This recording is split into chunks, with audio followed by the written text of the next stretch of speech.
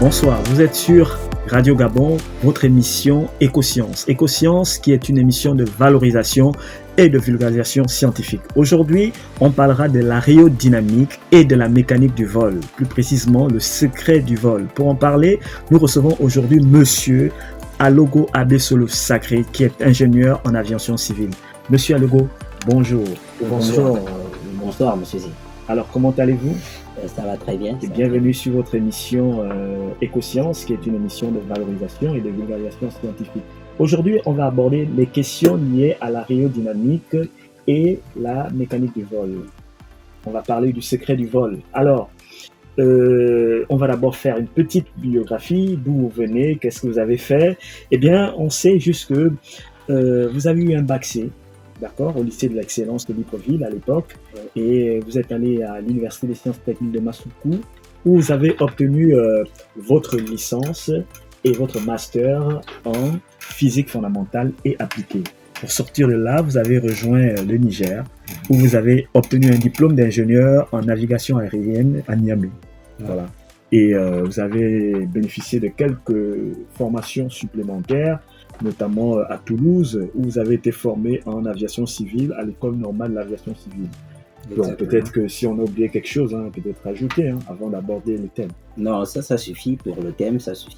D'accord. Alors, c'est un mot dur. J'espère qu'on aura la possibilité de vous édifier des personnes qui nous écoutent. Quand on parle de l'aérodynamique, de la mécanique du vol, ça paraît compliqué. L'avion commence à voler. On aura le temps d'en discuter. Alors, pour démarrer, parlons de l'aérodynamique. Qu'est-ce que c'est en fait? L'aérodynamique en tant que partie de la science, on va dire que c'est un chapitre de la mécanique des fluides. L'aérodynamique peut se définir comme l'étude du mouvement relatif d'un objet dans un courant fluide. Un courant de fluide, tout simplement. C'est pas très compliqué. Quand je parle de mouvement relatif, c'est pour mettre en exergue le fait que quand on parle d'aérodynamique, on parle de l'étude du mouvement de l'objet qui est dans le fluide et également l'étude du fluide autour de l'objet. C'est pour cela que je parle du mouvement relatif.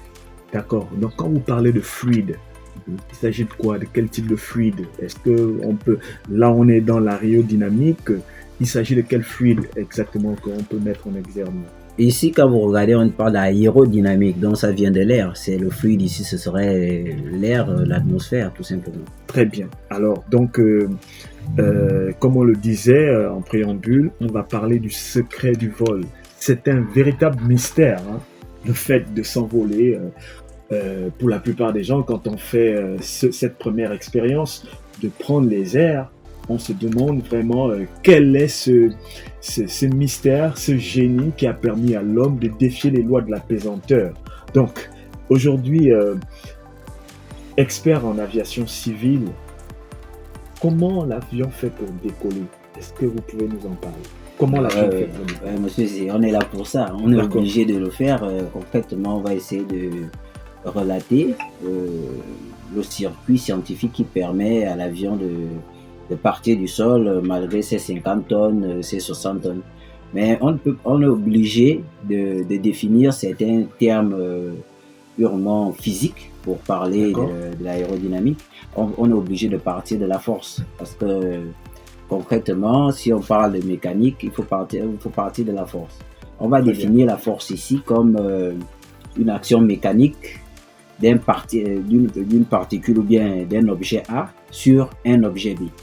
Bon, habituellement, la force se définit souvent par ses conséquences. On a les déformations et le mouvement qui provient de la force.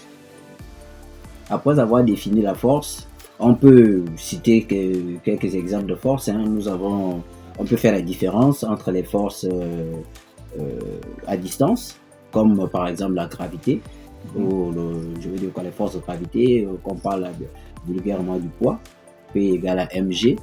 On a également des forces... mg, il faut dire que m c'est la masse, m c'est la masse, g c'est la... Oui, l'accélération de la pesanteur. C'est même ça. On aura des forces comme les forces électriques. On a la force magnétique, les forces électriques, le courant, tout le monde comprendre de quoi on parle.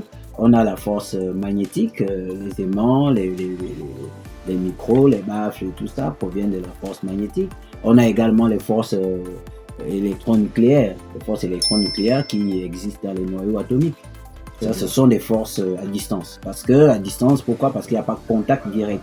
Il peut y avoir un partage d'éléments, comme qu'on appelle souvent des bosons vecteurs. Des bosons vecteurs. Alors, les bosons, ce sont des petites particules qu'on va retrouver au niveau du noyau, c'est ça? Les bosons, on peut les trouver au niveau des noyaux, mais la définition de boson, concrètement, provient de son spin. En réalité, un boson, c'est une particule de spin entier. C'est ça, un boson. C'est un peu très compliqué quand même pour les gens qui nous écoutent. Hein. Est-ce qu'on peut relativiser? Est-ce qu'on peut mieux traduire cela? Oui. Quand on parle d'une particule, on comprend ce que c'est qu'une particule. Le spin, en réalité, c'est un mouvement quantique. Relatif à certaines particules. On a des spins entiers et des spins non entiers. Quand un spin est égal à 1, par exemple pour le photon, on parle de boson.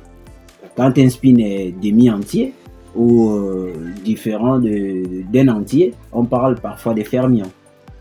C'est ça. Donc, pour les forces à distance, l'interaction entre les deux se font par l'échange des bosons vecteurs. On les appelle comme ça. Pour l'électromagnétisme, on parle des photons. Certaines théories parlent de gluons pour la gravité. D'accord. Alors, on revient toujours au fait pour expliquer exactement ce qui peut amener vraiment un avion à décoller. Après avoir mis en exergue la notion de force. Bien sûr, on est obligé de partir de la notion de force parce que si quelque chose bouge, il faut bien que quelque chose s'exerce sur le système. Donc, on est parti de la notion de force. Et on ne peut pas arriver à avoir un mouvement sans concrètement parler des lois de Newton. Parce que pour faire la différence avec les lois de la relativité, parce que les lois de Newton vont régir tous les mouvements dans un domaine physique bien particulier. Et l'avion fait partie de ce domaine physique-là. Et les lois de Newton, on en aura 3. On a la première loi de Newton, qu'on appelle souvent la loi de l'inertie. On a la seconde loi de Newton, qui est la loi fondamentale de la dynamique, qui va s'appliquer sur l'avion. On a la troisième loi de Newton, la loi d'interaction, qui s'applique également sur l'avion. Rappelez qui était Newton pour les téléspectateurs. Bien sûr, Newton, c'était un physicien anglais. Oui, effectivement. Un physicien anglais. Vous allez même voir, plus l'émission va évoluer, vous allez trouver la confrontation entre deux physiciens anglais. On aura Newton d'un côté et Bernoulli de l'autre. Tout à fait. Ok. Donc, concrètement, pour parler du secret du vol, Newton intervient beaucoup là-dedans. C'est pour cela qu'on était obligé de passer d'abord en revue les 3 lois de Newton. Après les 3 lois de Newton, on est obligé également de définir la mécanique de fluide. Bon, faire quelques rappels des mécaniques de fluide. Bon, parce que quand on a défini l'aérodynamique, on a parlé de l'aérodynamique, on n'a pas eu le temps de définir, je peux l'appeler comment, les différents types de fluides. Les différents types de fluides. On a fait allusion au vent. Au vent. On s'est arrêté là. Mais il faut dire qu'on a des fluides compressibles et les fluides incompressibles. D'accord. Les fluides compressibles, comme on le comprend, en réalité, ça dépend de leur masse volumique. Quand la masse volumique se conserve tout le long de l'écoulement, on parle de fluides incompressibles. Maintenant, si la masse volumique varie sur le long de l'écoulement, on parle de fluides compressibles. Tout à fait. C'est ça. Donc, maintenant, il faut comprendre que l'aérodynamique, ici, c'est l'avion. Parce que, bon, ici on est au niveau de l'avion, parce qu'on veut parler du secret du vol. C'est l'avion qui vole dans l'air. Donc, maintenant, ici, il va falloir regarder, est-ce que l'air est compressible? C'est un fluide, on l'a déjà dit. Tout à fait. Est-ce que l'air est compressible ou l'air est non compressible. Non compressible. En réalité, de manière intrinsèque, l'air est un fluide compressible, mais à certaines vitesses. D'accord. Donc l'introduction alors du nombre de Mach. Le nombre de Mach ici, c'est tout simplement le rapport entre la vitesse de l'objet sur la vitesse du son dans un fluide ou dans la matière. On parle du nombre de Mach. Le nombre de Mach, il faut d'abord définir la vitesse du son. La vitesse du son, on l'appelle habituellement la célérité du son. La célérité du son, souvent appelée C, elle est égale à la racine carrée de gamma. Gamma R, T étant la température en Kelvin. En Kelvin. Ouais. On est obligé encore de définir la température en Kelvin. La température en Kelvin, il faut dire que la température en Celsius est égale à la température en Kelvin moins 273,15. Vous vous en souvenez bien sûr, bien sûr. On s'en souvient bien. Ça vous revient. On s'en souvient bien. Et cela nous ramène vraiment à comprendre est-ce que le fait que ce fluide-là qui est le vent, à cause ou grâce à la vitesse ou à la variation de la vitesse, peut favoriser sa capacité à être compressible ou non compressible. C'est ce que j'étais en train de dire, c'est ce que j'étais en train de vouloir, j'y arrivais. En réalité, le caractère compressible et incompressible du vent dépend de la vitesse dans laquelle l'avion vole dans ce fluide. En réalité, j'ai introduit le nombre de Mach. C'est pour cela que j'ai introduit le nombre de Mach pour arriver à faire la différence entre le subsonique et le supersonique. D'accord. Concrètement, dans l'aviation civile, quand je parle d'aviation civile, c'est avec des vitesses relativement bien connues. Les avions volent à des Mach inférieurs à 0,6. Comme je vous ai dit que le Mach était le rapport entre la vitesse de l'avion sur la vitesse du son. D'accord. Vous comprenez? D'accord. Donc, ce qui veut dire que habituellement, les avions volent à des Mach inférieurs à 0,6. Lorsqu'on fait ce rapport. C'est ça. Okay. Les avions volent à des Mach inférieurs à 0,6.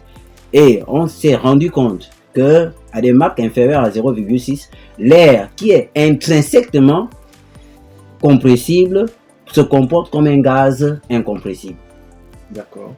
Mais ce qui n'est pas vrai si on essaye d'augmenter la vitesse de l'avion. Si la vitesse de l'avion, le nombre de Mach dépasse 1, on arrive à ce qu'on appelle le supersonique. Et dans le supersonique, la masse volumique n'est plus constante. Et justement, peut-être qu'avec la deuxième partie, on parlera, par exemple, on en parlait dans des innovations, on parlait des avions supersoniques. C'est ça, comme le Concorde et tout ça. Voilà. Mais maintenant, la différence entre le subsonique et le supersonique, c'est que les lois de la physique vont changer. Les lois de la physique qui s'appliquent au subsonique ne sont pas les mêmes qui s'appliquent au supersonique. Dans le subsonique, on va aller tout simplement, comme j'ai dit, dans le subsonique, l'air devient un gaz incompressible. Et si l'air devient un gaz incompressible, par la loi de Bernoulli, on va dire que dans un tube de courant, donc de courant d'air, on aura tout simplement la conservation du débit. Et le débit, c'est quoi? Le débit, c'est VS. D'accord. Mais pour rester vraiment concret, parce que après ça devient un peu... Voilà, quand on explique et tout, surtout pour nos enfants. Non, je suis obligé d'arriver là parce que j'ai envie d'introduire les deux lois qui permettent normalement, en les mettant ensemble, de ressortir le secret du vol. D'accord. Parce que bon, je suis parti... C'est ça l'objectif. Oui. Je suis parti des forces.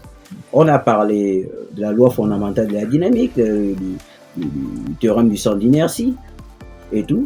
On est arrivé à Bernoulli qui stipule clairement que dans un tube de courant, on aura la conservation du débit.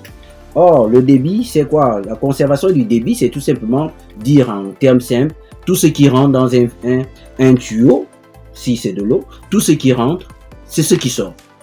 C'est clair, c'est ce qu'on entend par conservation de débit. La conservation de débit serait égale ici à la masse volumique multipliée par la vitesse multipliée par la section. D'accord. Or, si ça se conserve, ce qui veut dire qu'à un point A vers un point B, on aura la masse volumique en A multipliée par la vitesse en A multipliée par la section en A serait égale à la masse volumique en B multipliée par la section en B multipliée par la vitesse en B. D'accord. Si on le fait, étant donné, vous allez comprendre d'où vient la chose. C'est technique, c'est très subtil. Étant donné que on a défini qu'à des Mach inférieurs à 0,6, l'air se comporte comme un gaz incompressible. Or, la définition d'un gaz incompressible, c'est tout simplement le fait que la masse volumique se conserve. Et si la masse volumique se conserve, ça veut dire que la masse volumique en A égale à la masse volumique en B. Ce qui veut dire que dans cette équation, on peut simplifier les masses volumiques. Bien sûr. Si on simplifie les masses volumiques, on aura alors la vitesse en A multipliée par la section sera égale à la vitesse en B multipliée par la section en B.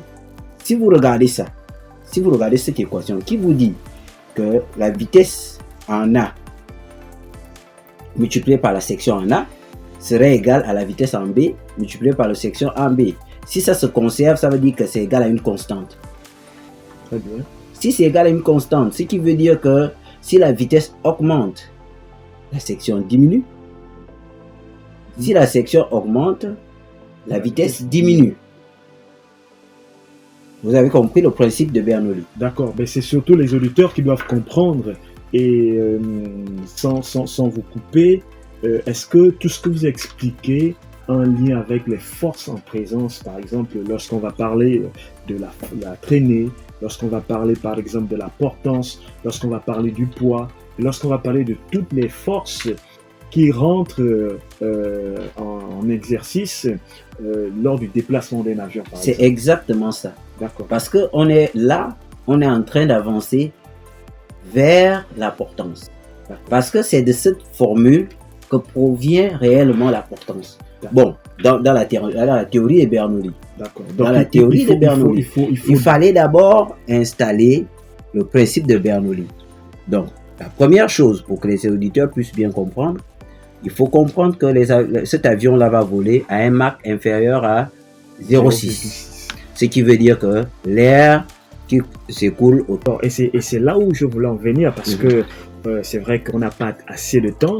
Hein, peut-être que les techniciens vont nous dire à quel moment on devrait faire la pause. C'est-à-dire, on nous dit très souvent que, en fait, le fait qu'un avion décolle va dépendre de la forme de l'aile. On est là même. Voilà, va dépendre de la forme de l'aile, va dépendre de la pression. On parle de dépression, on parle de compression, etc. Est-ce que là, de manière pratique, c'est vrai qu'on n'a pas des images, mais de manière pratique, pour simplifier les choses, quel est vraiment l'impact qu'aura le déplacement de ce vent-là sur le fait que l'avion puisse décoller? Très bien. On est même là parce que j'ai fini avec Bernoulli. D'accord. Après Bernoulli, on va installer un autre principe qu'on appelle la conservation de la pression totale. D'accord. La pression totale est égale à la pression statique plus la pression dynamique. La pression statique, c'est la pression perpendiculaire. La pression dynamique, c'est la pression qui va dans le sens de l'écoulement. Maintenant, après avoir compris ça, que la pression totale elle se conserve, on a également le débit qui se conserve, on va regarder la forme de l'aile. Quand vous regardez la forme de l'aile, on appelle ça le profil d'aile.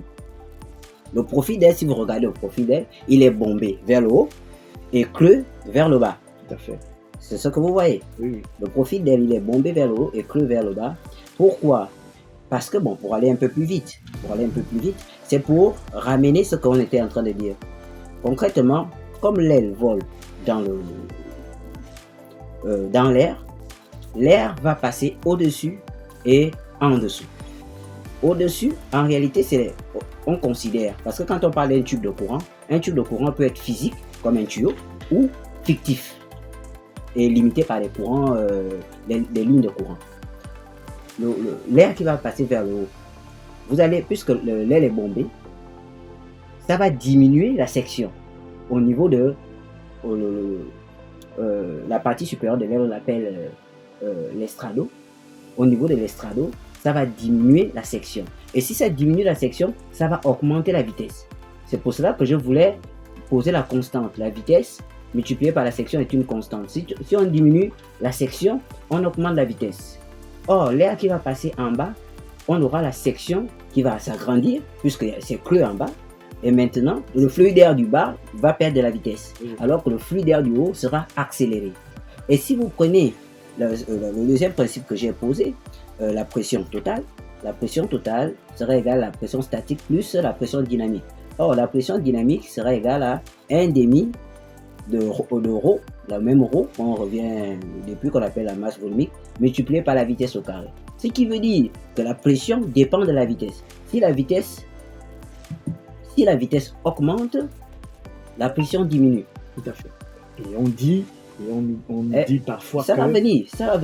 Parce que si la vitesse augmente, la vitesse va augmenter au niveau de l'estrado, donc au-dessus. Donc la pression au-dessus va diminuer. Et si la vitesse diminue en dessous, la pression va augmenter. Or, si la pression diminue sur l'aile, en diminuant la pression sur l'aile et en l'augmentant vers le bas, ce qui va se passer, c'est qu'on aura une force d'aspiration sur l'aile. D'accord. C'est ce qui crée la force d'aspiration.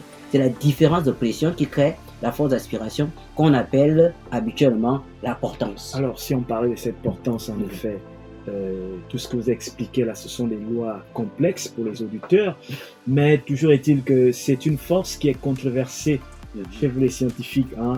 On est encore dans l'incompréhension même de ce qui créerait cette portance-là. Oui. Bon, à retenir peut-être que ce que vous expliquez sur les différences de pression entre le bas et le haut de l'aile qui pourrait expliquer cette portance. Mais est-ce qu'il n'y a que cette portance qui est responsable du décollage d'un avion, par exemple? Concrètement, c'est la portance qui est responsable du décollage. Quel est le rôle de la traînée? La traînée, au contraire, comme vous l'entendez, la traînée résiste même à la vitesse.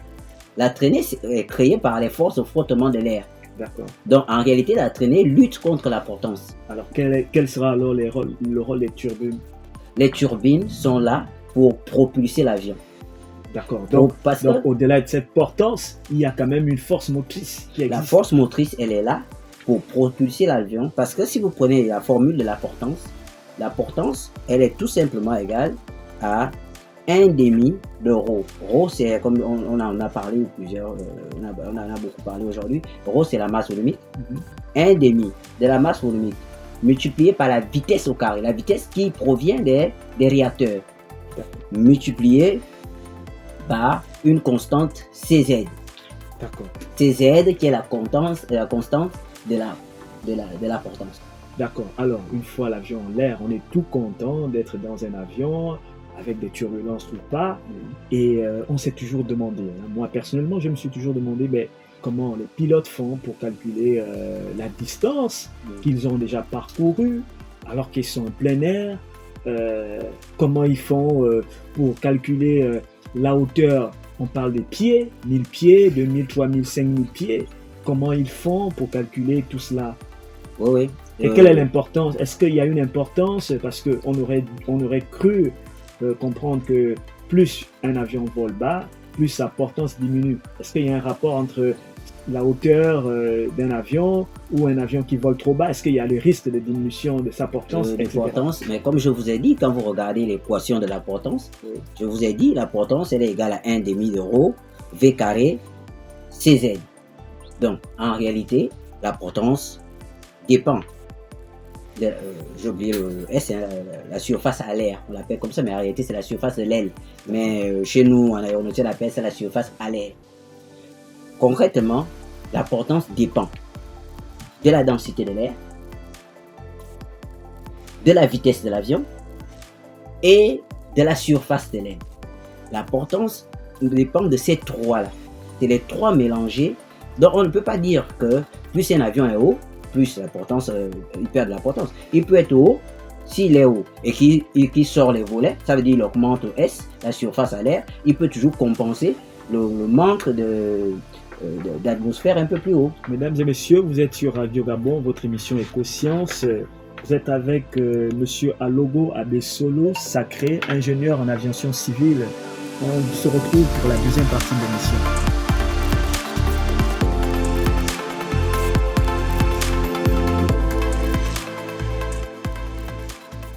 Vous êtes sur Éco-Sciences, la deuxième partie de l'émission, la voix de la science au Gabon et à l'international. Nous sommes sur l'aérodynamique et mécanique des vols, partie 1.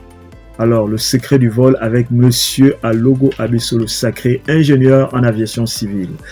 Alors, Monsieur Alogo, on va parler, c'est vrai, on parle de mécanique de vol, c'est complexe pour les auditeurs, etc. Mais c'est aussi très passionnant.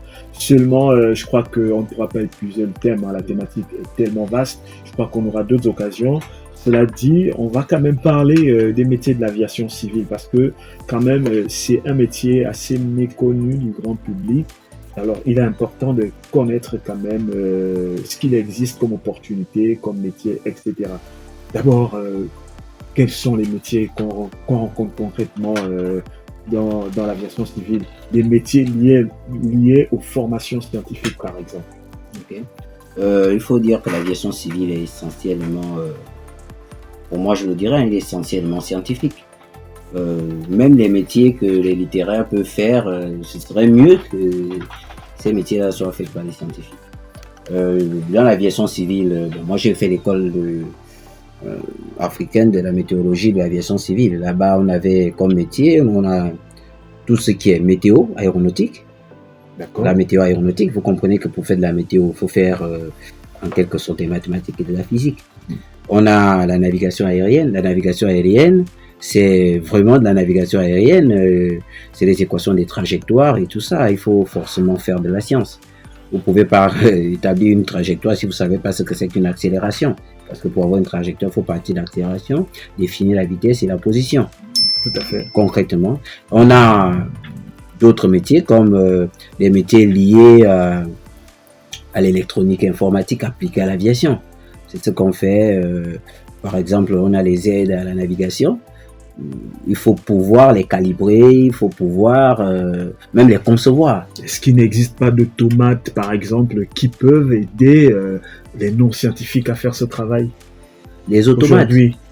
Mais même dans un avion, l'avion aujourd'hui est beaucoup optionné. L'avion peut voler seul, mais il faut toujours quelqu'un pour surveiller même l'automate. Comme quoi, il faut être scientifique pour être pilote, par exemple? Pas forcément. Le métier de pilote est un métier assez particulier. Bon, pour moi, il serait meilleur d'être scientifique pour devenir pilote. Mais bon, moi j'en connais beaucoup de pilotes qui ne sont pas scientifiques à la base. Bon, puisque le métier de pilote, on va vous enseigner un certain nombre d'aptitudes en réalité. Le pilotage, c'est un certain nombre d'aptitudes et de réflexes qu'il faut avoir. D'accord. C'est ça. Alors, selon vous, si on parlait un peu, c'est vrai, on ne peut pas aborder tous les pans, hein, mais si on parlait un peu des certifications des aéroports, si on abordait ces questions-là vraiment brièvement, par exemple, l'aéroport de Libreville, est-ce que, en termes d'infrastructure, elle répond aux normes? Est-ce qu'elle est certifiée? Est-ce que il y a des aéroports sous-régionaux qui sont des aéroports certifiés, etc. Est-ce que quels sont les organismes qui régissent un peu le fonctionnement de ces infrastructures aéroportuaires? Il faut dire qu'il n'y a pas que l'infrastructure aéroportuaire. Toute l'aviation civile est régie et organisée dans une certaine mesure par l'aviation civile internationale qu'on appelle l'OACI, l'Organisation de l'aviation civile internationale. Il faut, pour répondre à votre question, l'aéroport de Libreville est certifié. Parce que je vais vous dire, moi j'étais en 5e année ingénieur, en 2019, on comptait les aéroports de la SEGNA. La SEGNA, c'est un ensemble de pays, bon, c'est 17 pays africains, bon, plus la France, 17 pays africains plus la France. À l'époque, on n'avait que 5 aéroports de la SEGNA certifiés. Ah bon? Et dans la sous-région? Dans la sous-région. À l'époque, la SECNA, quand je parle de la SECNA, c'est 17 pays. Oui. Il n'y avait que 5 aéroports certifiés. On comptait à l'école. Je vous parle de là de 2019. Et l'aéroport de Libreville était à l'intérieur. Comme par hasard. Comme par hasard.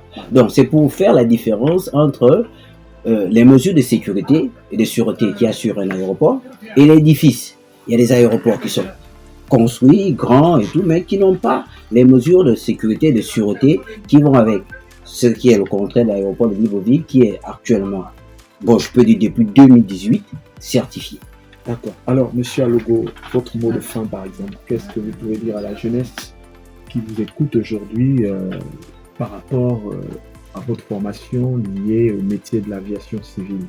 Quel est le message que vous pouvez porter à la jeunesse gabonaise aujourd'hui? Est-ce que c'est un secteur qui est prometteur? Est-ce que c'est un secteur qui n'est plus en vogue? Est-ce que c'est un secteur qui pourrait être remplacé, etc.?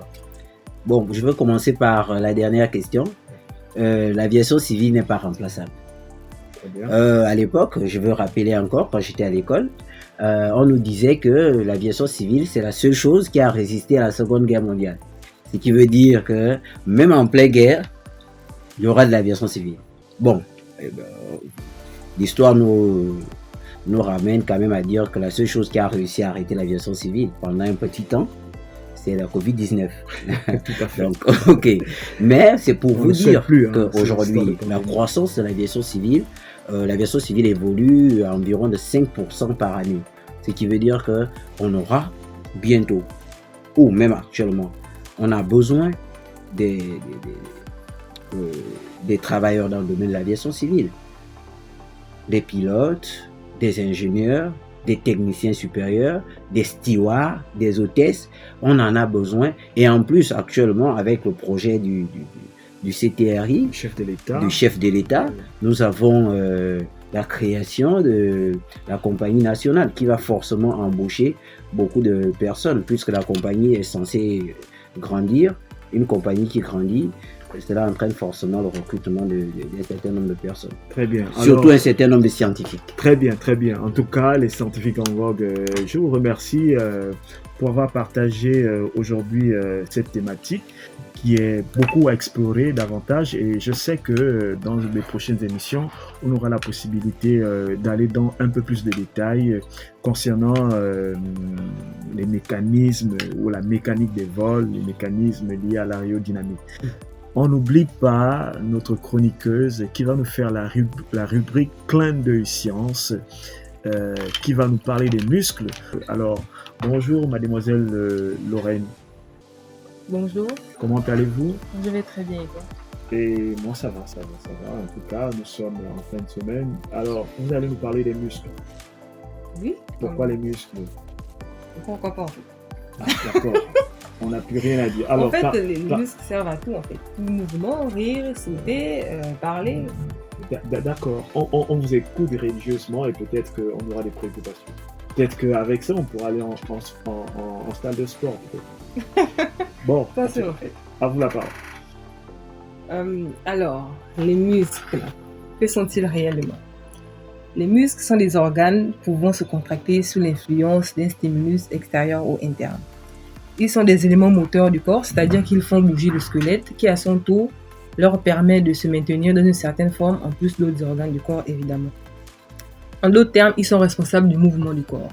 Rire, sauter, manger, peu importe ce que vous faites, tout dépend du muscle corporel. Et la science qui étudie le muscle s'appelle la myologie, et l'élément de base des muscles s'appelle la fibre musculaire. Quel est le rôle du muscle dans l'organisme? Alors, le muscle a plusieurs rôles, notamment la production du mouvement, le maintien de la forme physique et de la posture, en même temps la stabilisation des articulations. Ils assurent aussi un rôle viscéral. Nous avons par exemple l'estomac, le cœur et l'utérus. À ce niveau, les muscles à l'intérieur de ces organes permettent l'accouchement, la propulsion du sang ainsi que la digestion. Les muscles sont par ailleurs à l'origine de la protection des viscères. Au niveau de l'abdomen par exemple, ils protègent les organes contenus à l'intérieur du diaphragme. Alors, comment les muscles parviennent-ils à remplir ces fonctions? Pour cela, il faut considérer plusieurs propriétés du muscle. Le muscle est contractile, c'est-à-dire qu'il peut se contracter sous l'effet d'un stimulus extérieur. En même temps, il est excitable, c'est-à-dire qu'il a la capacité de réagir et de propager un stimulus électrique tel que nous pouvons le voir avec les neurones. Le muscle est aussi extensible, c'est-à-dire qu'il a la possibilité de s'étirer au-delà de sa forme normale, telle que l'utérus. C'est-à-dire que lorsqu'une femme est enceinte, elle porte un bébé et l'utérus peut s'agrandir et revenir à son état initial. Le muscle est aussi élastique, c'est-à-dire qu'il a la capacité de retrouver sa longueur initiale au repos après un étirement, toujours l'utérus. Enfin, le muscle est tonique, c'est-à-dire qu'il a la possibilité de conserver un certain état de contraction permanent. Les muscles étant des organes très importants au corps humain peuvent être classifiés de 3 types. D'abord, nous avons les muscles striés ou squelettiques. Il est attaché aux os, donc au squelette osseux, soit à la peau ou aux muscles, comme par exemple les muscles du visage. Vous pouvez rire, froncer les sourcils, amarrer le visage, faire tout ce que vous voulez, parce qu'à ce niveau, les muscles sont triés et donc ont la capacité de se contracter sous l'influence d'un stimulus volontaire de l'homme. Ensuite, nous avons les muscles viscéraux. Ils ont la possibilité d'être à l'intérieur de certains organes, tels que l'estomac par exemple. À l'intérieur de l'estomac, il permet à cet organe de transvaser certains aliments et de pouvoir faire correctement la digestion. Enfin, nous avons le muscle mixte ou le muscle cardiaque. Le cœur est un organe formé de 3 couches. Une couche interne, donc l'endocarde, une couche moyenne au milieu, telle que le myocarde, qui est le muscle d'ailleurs qui nous intéresse, et ensuite à l'extérieur, il y a le péricarde. À l'intérieur de cet organe, le myocarde permet au cœur les battements et donc de propulser le sang sur tout le corps. On dit qu'il est mixte parce qu'il est à la fois strié, mais son action est involontaire. Alors, comment fonctionnent les muscles?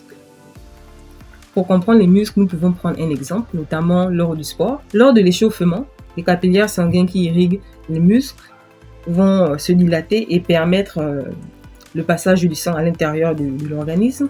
Et durant ce temps, les fibres musculaires utilisent leur réserve d'ATP, c'est-à-dire adénosine triphosphate, et de phosphocréatine. En même temps, le glucose pour fournir de l'énergie nécessaire à l'organisme.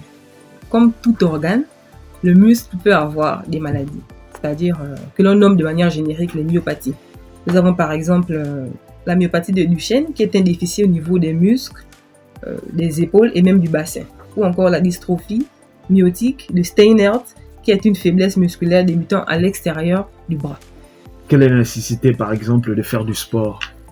Oui, la nécessité de faire du sport, c'est par exemple de maintenir le tonus musculaire. Par exemple, lorsque vous ne faites pas du sport, la moindre activité devient comme quelque chose de très difficile. D'accord. Par exemple, ça peut être soulever un seau, même soulever un bébé, peut devenir rapidement essoufflé et ça peut avoir des conséquences sur certains organes tels que le cœur par exemple. D'accord. Et donc, quel est le rôle du muscle à l'intérieur de ce que vous expliquez par exemple? La tonicité du muscle, elle sert à quoi? La tonicité du muscle sert à garantir l'aspect de contraction d'un organe en fait. D'accord. Voilà. Donc si vous pouvez aisément soulever un seau, c'est lié au muscle, à la force du muscle, donc la tonicité. D'accord. Donc bien entendu, sur Écosciences, il est conseillé, comme un peu partout, de rendre tonique son appareil musculaire. Ces muscles doivent être entretenus par les activités physiques. Alors, c'était Écosciences, votre émission de valorisation scientifique et de vulgarisation. Vous étiez sur Écosciences, la voix de la science à l'international. À nous retrouver au prochain numéro.